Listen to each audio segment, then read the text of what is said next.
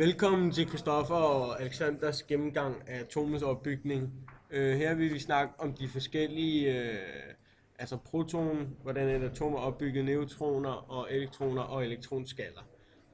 Som vi kan se, er det første stof, vi har valgt her at bruge, det er hydrogen, også kaldet brint, hvis man skal sige det på dansk. Den har en enkelt skal, og det er grundstof nummer 1. Den har en proton i kernen, og det er protontallet her, der afgør, hvilket grundstof det er. Altså, ligesom det her grundstof nummer 1. I sin første skal, der har den kun en elektron, fordi det er grundstof nummer 1. Og grunden til, at den har lige mange elektroner og protoner, er på grund af, at det ikke er en ion. Det vil sige, at protonen er positivt ladet, og en elektron er negativt ladet, så de er elektrisk neutrale.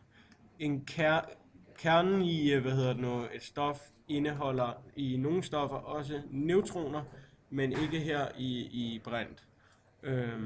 En neutron er bare en neutral elektrisk ladet partikel, hvor at protonen, som jeg allerede har sagt, er den positivt ladet partikel i kernen. Det næste grundstof er helium-4 og det er grundstof nummer 2. 4 det står for hvor mange antal protoner og neutroner der er i kernen, og 2 det står så for mange protoner, som også er det der afgør hvilket grundstof det er.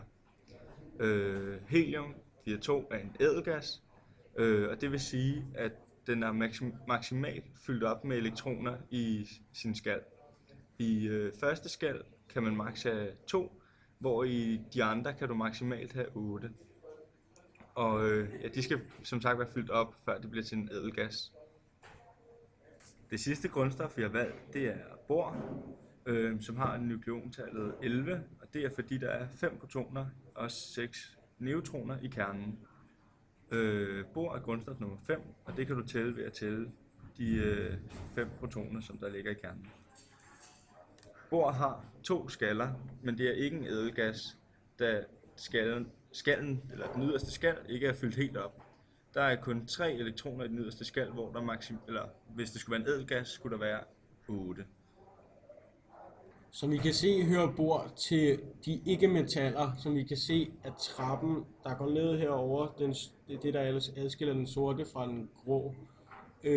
Vi kan læse, hvilket grundstofnummer bor er, fordi der står 5, og her står også vægten af bor.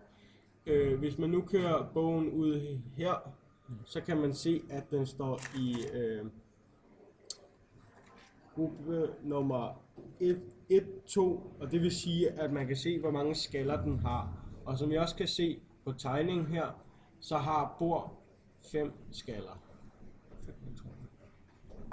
Har bor 2 skaller. Det var mig, der lige lavede en fejl. Det var Christoffer og mit foredrag om atomets opbygning.